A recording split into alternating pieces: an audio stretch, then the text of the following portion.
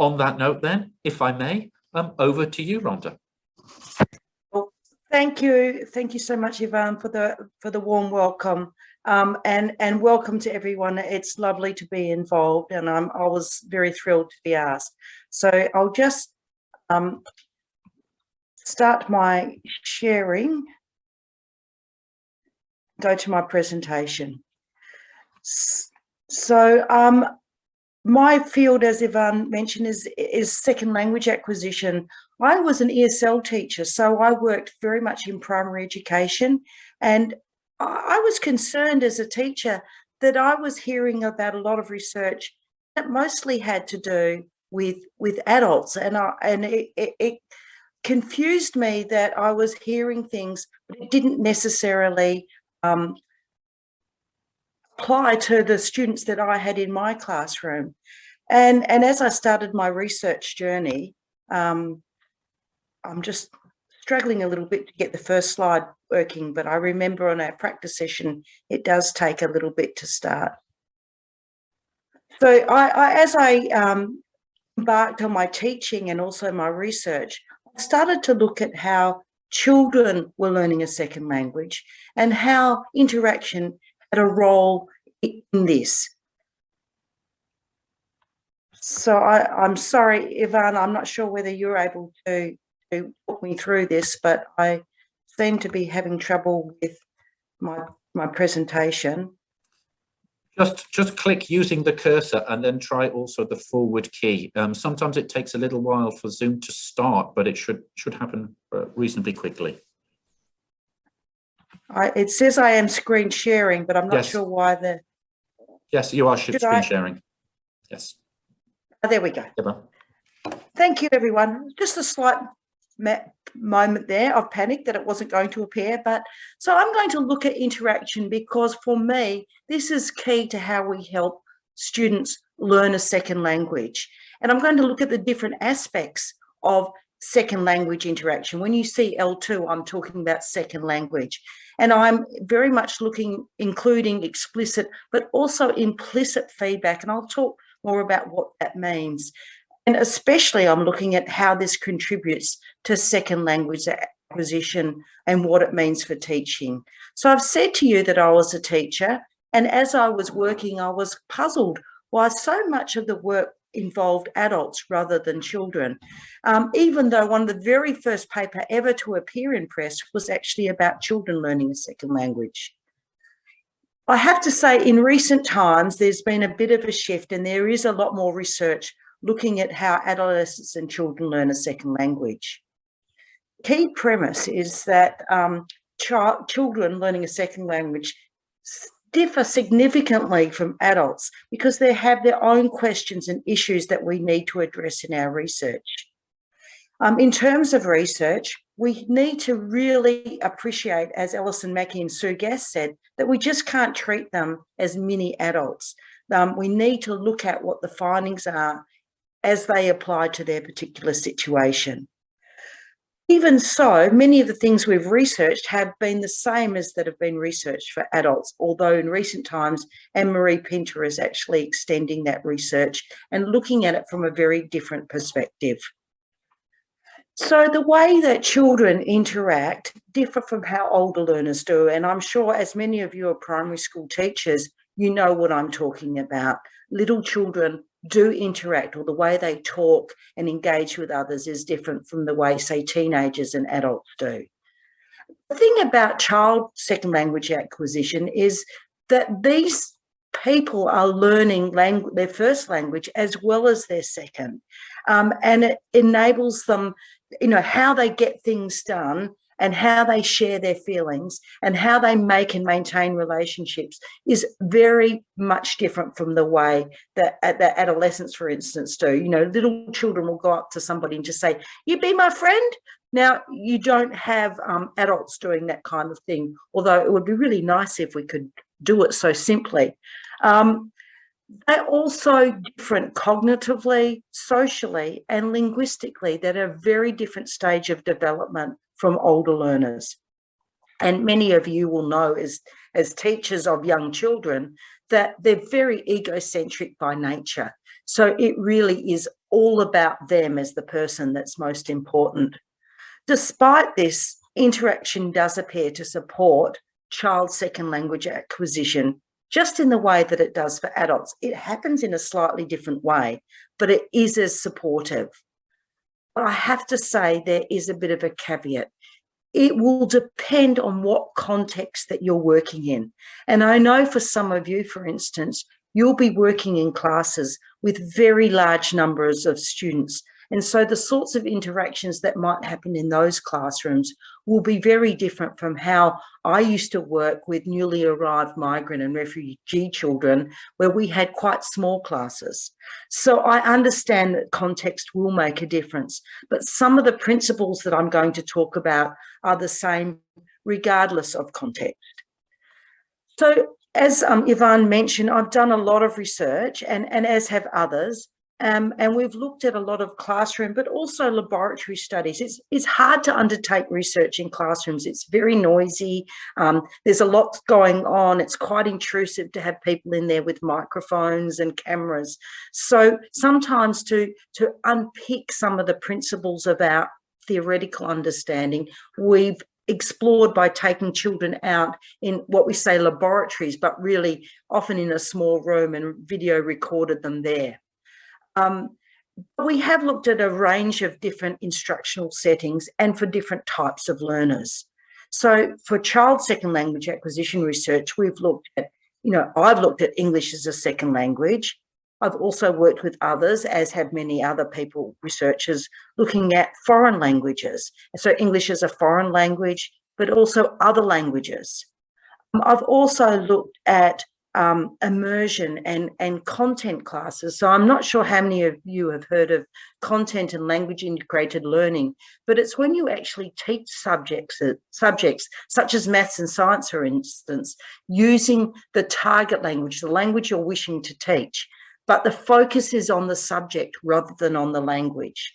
And recently, we've done some research looking at Australian children learning Mandarin as a second language, and not giving instruction on Mandarin, but rather using that as the language of instruction for science and maths. We use approaches such as form-focused instruction and task-based language teaching. And many of you may have heard of that. And it's something that I'll talk a little bit about in terms of tasks and how they help children to learn a second language and what kind of conditions help in the classroom to achieve that. Many of my studies and that of other people understand that interaction, using language meaningfully, is a way to facilitate, to help second language acquisition occur. And so there's been a number of studies that have looked at the ways that children interact when learning a language. And as I mentioned to you at the very beginning, I did this because I didn't believe that it was appropriate to apply the extensive body of adult second language research and use it for the basis of how we teach children. So in my own research, I looked at what Long did in terms of interaction and examined whether it applied to children. Now, I'm not sure how many of you know about Mike Long. Sadly, he passed away this year, but he developed the interaction hypothesis. And it was around how we acquire language because of positive evidence. It's the language we hear and use. He described it as the data about the target language. And it's also about what's not possible in the language, what you shouldn't do, what's not acceptable. And so, as I mentioned, a lot of research has been informed by this theory. So some of the studies, we've looked at negative feedback, and I'll talk a little bit more about what that means, but it's basically information in the interaction that says, hey, that's not how you say that, or that's not possible in this language. But also what sorts of feedback, negative feedback, what's not possible, is most useful for language learners. And then seeing whether there's differences, because very early in this research, we used to just talk about children and adults. But of course, a child who's 5 is very different from a child who's 10. a child who's 10 is different from an adolescent who's 13. And a young adolescent is much different from an older adolescent and young adult. So we've started to examine the interaction differences for different age learners. We're focusing on children today. So what does interaction look like for children? And here, I'm sure many of you have heard of CRASHN and the comprehensible input. But basically, it means that if you use language and understand it, it helps you acquire it. It's a very simple principle, but it still makes sense today as it did in the 1980s. So here are two children, not a teacher, but two children working together to do a picture direction task.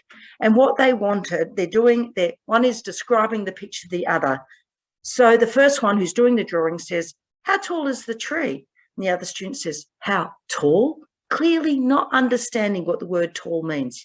Yeah, so this one or the other one? How tall? That one or the other one? No, this one. I mean like this. How tall? Oh, yeah, 7, meaning 7 centimetres. Now, before that interaction occurred, learner B had no idea, wasn't clear what the term tall meant. But by interacting, they acquired understanding. So that input being made comprehensible, understanding to them, actually facilitated, helped their acquisition. Now, some of you might have heard of Meryl Swain, and she said, well, input is important, but learners also need the opportunity to push output. And I think for many of you in your large classrooms, it is hard to give learners an opportunity to use language, not just to repeat what you say, but actually to work with others in a meaningful way to make language meaningful. So this is what happened. These two learners are working, and the first one says something that's not very clear next to wall. The first one says, "What?" And that works as negative feedback. That message, that "what?" very clearly indicates to the first speaker, I don't understand what you're saying. You need to make yourself much clearer. So W repeats and says, "Next to the wall." That interaction, getting that feedback and working together, it went from something that was unclear to something that was very clear. And it made the pronunciation of the word wall much closer to what it should sound like in English. There's other things that children do in their interaction. Long was very interested in how people negotiate for meaning. He said that this was a primary driver of learning a second language. When there's a breakdown, when you don't understand each other well, that effort that you put in to make yourself understandable to the other is what pushes you to acquire the language. So here, doing that same drawing task, M is describing a tree and to the other. So it's a one tree. What? Says F. So asking, clarifying what they're trying to make. One tree. One tree? Still not clear what's going. Yeah. One tree. Okay. Really unclear what's going on. So ask a clarification request. What 1-3 mean? Tree, answers M. One tree, repeating what they've heard. Yes, tree, tree. Now, that sounds very simple, but you can see in that little bit of discourse, that interaction has made the meaning of the word tree clear, and the person who started the interaction has had to work very hard to convey their meaning. So their practice of the language, a lot of that has happened, not just listening to a teacher, not just repeating, but making meaning for themselves. And in the process has acquired better pronunciation, make their meaning more to the other, and the other person has forced them to make their output comprehensible. Now, I've mentioned a couple of times the term feedback. And what we find is that process when someone says, what are you talking about? What's 1-3 mean? That's feedback saying to the speaker, look, I'm not understanding you. You are not clear. So here is another example. Where do you put the saucepan? Saucepan? Under the first to cook the food. The partner says, under the cooker. Yep. On the floor? No, in the cooker, on the cooker. Now you will see in that exchange, at the beginning, that word cooker, what some of us would call stove, it wasn't known by NNS. But by the end, it was a term that was used, that they did understand. They had a picture of a kitchen, and together they were able to work to make meaning. And in doing so, what's happening is the learners are noticing the gap between what they do and what is required in the target language. So that feedback, that interaction, enables the learners to notice the gap between where they are and where the target language is. In theory, we call this the interlanguage form. So here we have two, again, child learners working together. How many bay legs? How many legs? Bay. How many bear legs is 4. Now, it's still not target-like by the end, but you can see the word bay has moved from bay to the correct form bear because of that interaction, because of being forced to make that output. And so I did a study looking at the ways that children, whether they were paired with each other's, NNS in the old days was non-native speakers, so learners of the language. NS was a native speaker, a child who had that language. And then I had a control group of 2 English-speaking children together. And these days, that terms native speaker and non-native speaker are very much frowned upon, but I have to justify myself and say it was of its time. It was the terms that were used when I undertook these studies at the end of last century and the beginning of this one. And so I looked at how children negotiated for meaning in the way that Mike Long had described. And what I found was, hey, guess what? Children can negotiate for meaning. This hadn't been established at that time.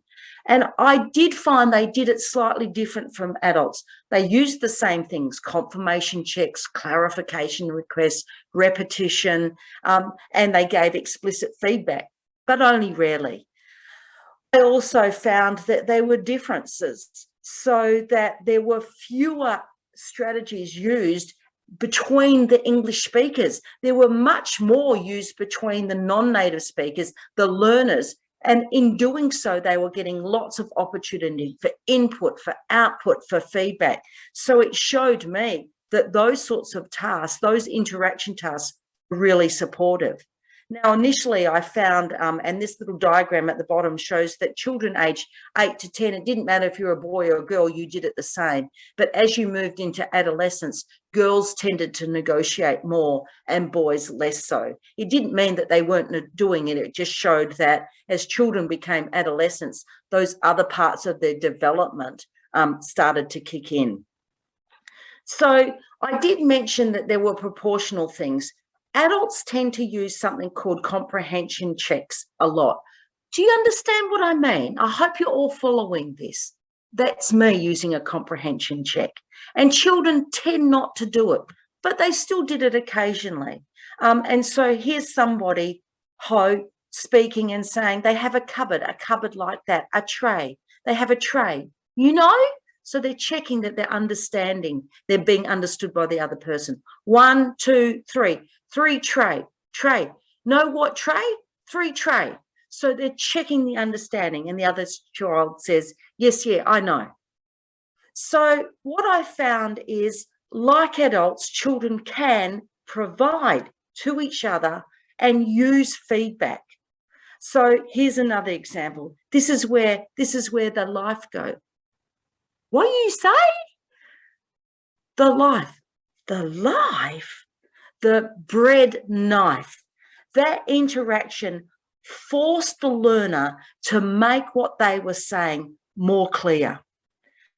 But I did mention that I have done age differences. And so you know, I kept saying the way that children are interacting is different from adults. And, you know, having a lot of interaction with people like Mike Long, the question was, okay, so prove it. So in 2000, I did look at teacher-fronted lessons, the sorts of things that you would be doing in your classroom, but pair work, when you get students working together, what happens then? So I found in teacher-fronted lessons, there was more feedback provided to adults than children. But what I found in the pair work situation, it was much more similar. Children were more likely to give feedback than the teachers were to them. The other thing that the errors were more likely to be ignored by the teachers, but for the children, they were less likely, they were also less likely to provide that feedback. So I'll give you an example. Now, this is a very typical classroom. Little kids, they're telling their news. So S says, "Thank you for listening to my news." And the teacher says, "Thank you." Now she turns to the class and says, "Well, he just said thank you for listening to his news." And all the students get that that's a prompt. "You're welcome, Kevin." Oh, what? You know, when you're saying you're welcome, who do you look at? Because they'd all turn to look at the teacher. Do you look at the person over there? Well, let's say it nicely now. Look at Kevin. "You're welcome, Kevin." Good. Now, I was very interested in Kevin Hughes, and on goes the conversation. So very explicit, very didactic. Another example, the student says, "One upon a time," and the teacher stops and says, "No, we say once." "Once," says the student. So it's a very, very didactic, very teacher-focused kind of interaction, not the meaning-making kind of interactions we saw in the task earlier in my presentation. However, sometimes teachers, especially when they're just interacting, having a general kind of chat with students. So one student here says, and the point I want you to look at is when the student says, "And he fall in," and then he fall in the bum. And the teacher says, "Oh, he fell down. Oh dear." So even though it's a natural interaction, the teacher is providing implicit, implied feedback. She doesn't stop and say, "No, we don't say fall in, we say fell." Just through the interaction does provide implicit feedback. But again, what happens when children and adults do these sorts of things? When they get given these sorts of feedback, whether it's explicit or implicit, what do? Well, you can see in teacher-fronted classes, adults are more likely to use it than the children. And same in the pair work, but what I want you to look at is the opportunity. So the no chance. Often in classrooms, teachers will provide feedback, but then keep on talking. The child might have heard it, but has no opportunity to use it. But when they work in pair work situations, I want you to look at the 9.5 and 9.9 of the children and adults. Very similar. The opportunity to use feedback is more alike and much greater opportunity when children work together than when the teacher is in front of the class. And Alison Mackey and Jennifer Lehman and I did some work looking at exactly that. And what we found were that native speakers provided more feedback than when peers worked together. But when the learners provided each other feedback, they were more likely to do so in a way that the learners were able to use it. So there might be greater provision, but there's less use. But when working together as peers, then it actually provided many more opportunities for learners to work. So I guess the take-home message is that even children can use feedback. There's a real opportunity to create pair work situations, and these can be done in large groups. It will mean moving people around, sitting them next to each other. And in doing that, and I want this example here is done with very little children, 5 and 7-year-olds, because I wanted, my student and I, Alec Kanganis, wanted to show that even little kids could do this. And you can see in this example, the learner goes, boy in the middle, boy in the Mid? I don't know what you're saying. Draw a boy. Yeah, but where? Not top, not bottom, but in the mid.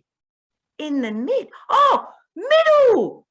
So in that exchange, even these little children were able to provide feedback, to interact together, and to give the sort of feedback that leads to acquisition. Just occasionally, there is explicit feedback. And here's an example where one child learner says plant in a very odd way, and the other one goes, the plant? What's the plant? The plant. It's not plant, it's plant. But I have to say that's quite rare for children to explicitly correct each other. What tends to happen more often is implicit feedback, and recasts are a type of this implicit feedback. Have a look. A makes a mistake and doesn't use the plural S, but within that natural meaning-making interaction, B provides that feedback. You have 2 cups. Same, another example of a recast. The learner says a flower tree, and the peer, this time an English speaker, says a flower tree. So recasts offer a direct contrast from what the learner is trying to say and what it should sound like in the target language. Shaped like diamond, like diamonds. Yeah, shaped like diamonds. And you can see in that example that the learner actually uses that uptake. So uses that language and goes from producing an error to something that is target-like in the production. And it's not because a teacher stood there and said, no, you need an S on the end. It's just through the interaction that the learner actually went from something that was wrong to something that was right. So what implicit feedback does, it alerts the learners to something that's problematic. It helps them to notice the gap, and I've mentioned that before. It gives them a second look. You get another chance to see it. That's why repetition is so good. It helps to clarify the meaning. It makes the input comprehensible, as Krashen said all those years ago. That helps acquisition. It provides opportunities for output, and it leads to vocabulary acquisition and greater phonological awareness. And this is true for children as it is for adults. So even though I had concerns, as I mentioned earlier in my talk, about learners being unable, children being different from adults, they can still benefit from it. They just need different materials and approached in different ways. And we've shown that not only is it a good thing to do, but it actually does lead to development. And I'll just whiz through this very carefully, but what we did, so rather than in a classroom, but in a laboratory, we looked at children in pairs and whether through implicit feedback they did develop. And other people have replicated this. Mackie and Silver did a similar study. So in the experimental group, we had children saying things like the 3 fall down, 3 little ones, and the researcher, like a teacher, gave implicit feedback. The 3 little ones fall down. So again, combining those to make it more target-like. The control group didn't get that implicit feedback. And what we found was it helped the learners in the experimental group. Their development was phenomenal and it was immediate. The control group didn't change much at all. So not only is implicit feedback good, it actually, we have evidence to show it leads to acquisition. And it does so not only in English as a second language, but also in foreign language contexts. And we found, I mentioned doing a study with children in Australia learning language, Mandarin, through a CLIL situation. And we found interaction is really helpful there. We've also, one of my postdocs, Houssani Askari, and her mentor have also looked at first language use and interaction in CLIL in foreign language settings. And we again find that interaction is really useful. And we found also that tasks are really important. And an important point is that last one. We often think as teachers, oh, we better not use the same task again. Students will be bored. They've done it already. Children love repeating tasks. They get different things out of it. And what we found in this research is their use of their first language went down. Their use of the target language went up when they repeated it. And we've done lots of other task research, and we've found, and I'll go to the findings there, that when learners are familiar with the task, the opportunity to use that type of feedback that comes through interaction is more frequent. Repeating tasks in your classroom leads to better learning. And there's been other repetition research, and they've found very similar things, that the use, they also, Shintani, for example, used that first language used in her context in Japan. Also, Japanese went down, English went up. Anne-Marie Penta found that their fluency increased. Others reported that fluency also in their study increased, although complexity, how complex their production was, didn't. Accuracy not so much, but fluency definitely. So for us as teachers, we need to look at the research and think about what is useful. There's different contexts. I strongly believe implicit feedback, such as recast, is really useful. Roy Lister says that it depends on context, and he doesn't believe that content-based classrooms are as useful for recast, but he definitely points to other focus on form activities, drawing people's attention to the structure through interaction is important. So he might not support recast, but definitely supports some of the other factors. And we do acknowledge that interaction is affected by the type of language classroom. Are they foreign? Are they second language? What kind of learners are they? Are they very little kids? Are they adolescents? What type of activities are you doing? Are they content-focused activities, or are they language-focused activities? And what are you doing in the lesson? You saw that the teacher mostly gave explicit feedback in the examples I used, but when she was just chatting with the students, she actually gave implicit feedback. That was very useful. So, in summary, interaction does support child second language acquisition, and I would encourage you as teachers to set up situations that foster real meaning making, not doing grammar translation necessarily, not learning vocabulary lists, but doing tasks that support interaction. To learn language, there's a need to use language, to create meaning, and to work to understand the meaning of another. And that's where good interaction happens that leads to acquisition. So we need to create and provide opportunities for meaningful interaction.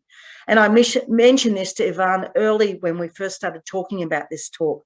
When I was a young teacher, I went to some professional development. I watched this video of these children doing pair work activities. And I was an ESL teacher at the time.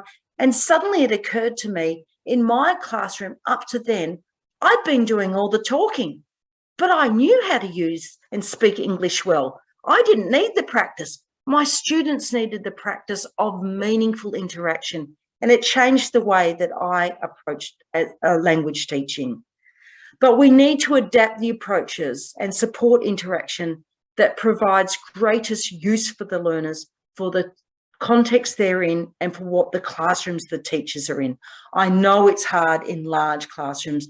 I know some contexts frown upon noisy classrooms, but there's ways you can do it. And I know that I've done it with adolescent learners, actually having them interact online. Their acquisition has gone through the roof. Kids that couldn't read or write well in English suddenly doing things really creatively on social media, on real interactions on chat lines, for instance. So thank you very much for listening. I hope you can see some applications to your own classrooms, and I'm really happy to take any questions.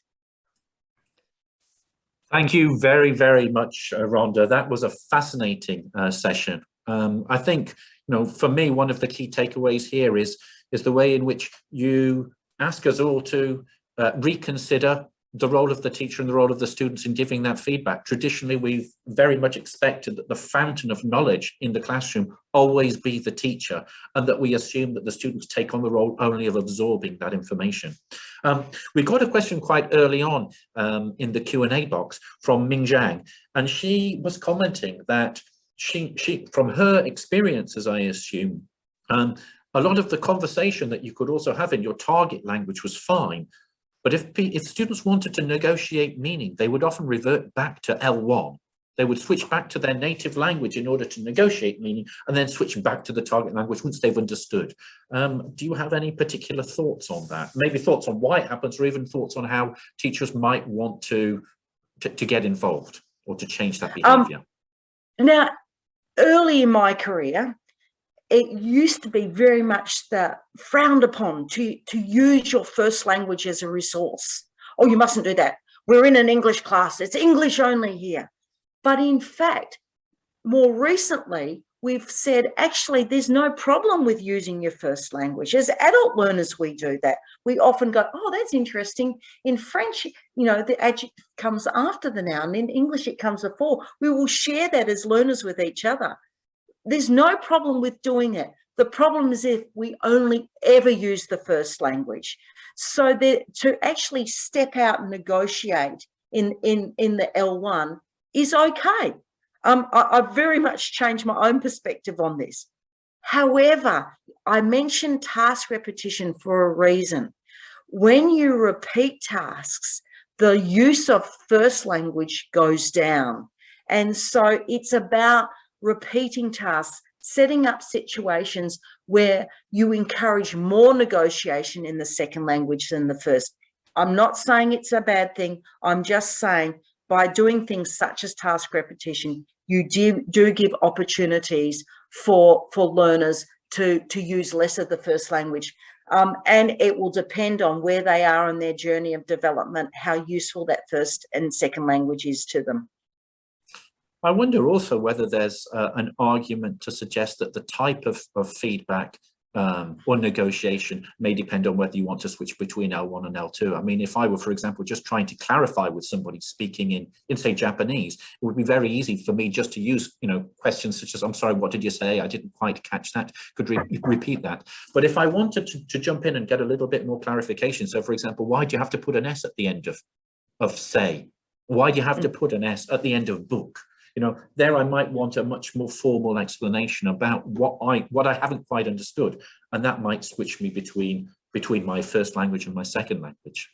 And you're absolutely right. In the CLIL classrooms, that content language instruction, we find exactly that. So the teachers are very much delivering everything in Mandarin in this context, very much.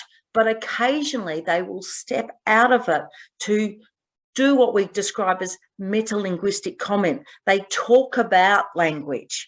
So, and to do that, it's often really useful to step outside the target language and explain it in a language, because that's quite high level stuff. When you start saying things like, to have, plurals have an S, or, in Mandarin, there are these tones. Now, the word you've used is at the wrong tone. So, that's hard to explain in the target language. So stepping out, but then stepping back into it again once that's been understood.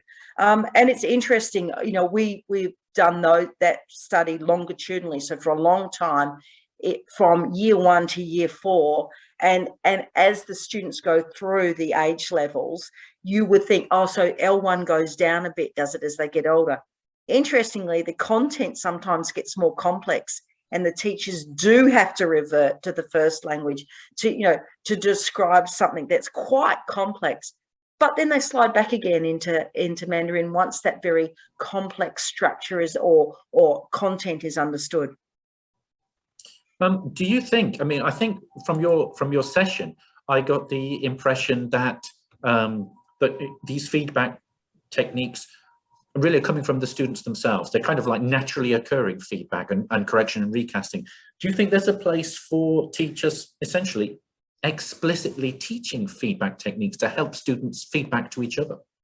It's interesting. So I mentioned that task repetition study by with Alec Kanganis, and he does that. So they were year one students, and he would do some of those pair work tasks. He would do them initially with the whole class. And so he would sometimes model, but he would sometimes say to the students, so what would you say now? Now, what can we say now? Because we're not clear on what's happening. So he would model how you do those tasks.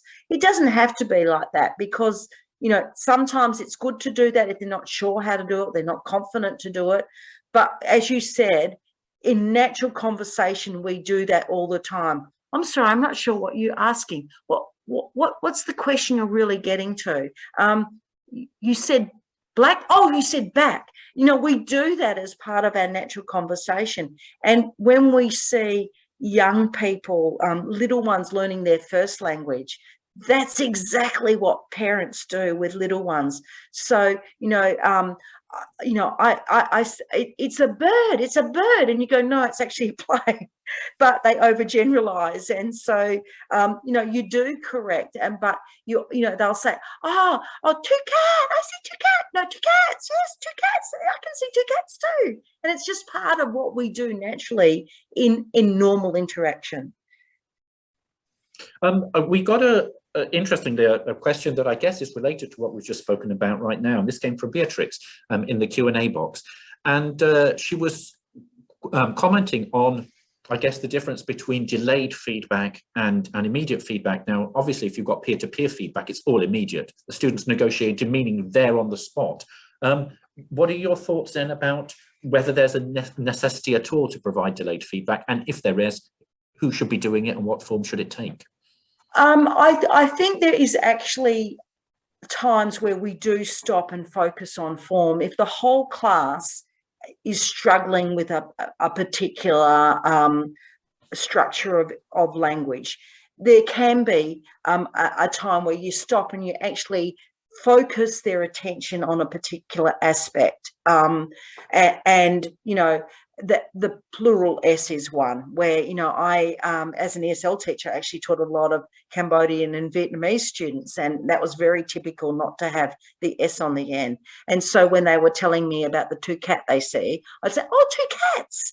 And, we know with children, it's you do need to be immediate, because 5 minutes later, they've forgotten what they were just doing. They've moved on. So, I think there's a time it can be useful, particularly for slightly older children and adolescents. To delayed feedback might have a role, but personally, I think that the great use of interaction is the feedback is when you need it, and it's a little bit, the analogy I do is, you can teach me all the programs you like on a computer, and I will forget. But when I need to use it, tell me right there and then, and I will get it. So it's a bit like the feedback you gave me at the beginning of this presentation. Yvonne, it's not working. It's not working. Hold on, Rhonda. There's going to be a delay. It will start working. And you had told me that before, and I did hear it before, but I needed that right there and then. I did see on the chat box a question about the feedback for when you have a lot of language learners together. For me, that was the point of some of my research. People go, you can't have children working together. They will give each other a bad model.